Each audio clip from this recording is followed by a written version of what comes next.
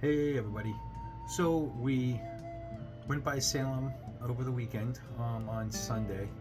It was super hot, and we just went by there because we know we're moving to North Carolina in the next couple of months, and we decided to say goodbye. So we went there to see a couple of friends that run some of the stores there, say goodbye to them, and go to Salem one last time. And we'll never know, we probably might go up there again at some point, but it's definitely not going to be in a situation where we know we can just go there whenever we want. So again, we went there to say goodbye, so I thought I would include that as part of my videos of showing you guys the process of getting from New Hampshire to North Carolina.